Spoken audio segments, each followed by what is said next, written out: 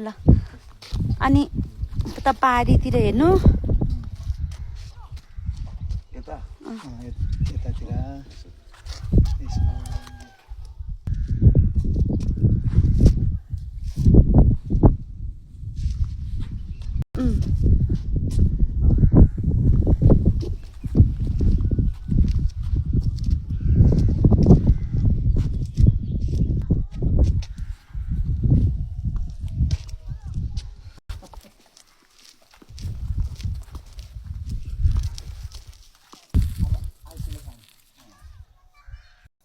किम्बु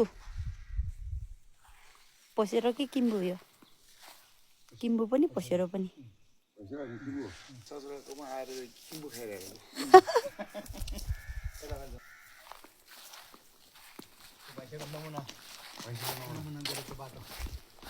यो भैँसीगाउँको नमुना घोरेको बाटो मेरो सालो वरस सदस्य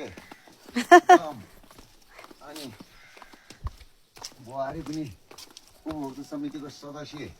यिनीहरूले चाहिँ यहाँको एउटा नमुना गाउँ बनाइदिएको छ सची यहाँको राम्रो गरेर राम्रो विकास गरेछ यो ससुरा बुहारीले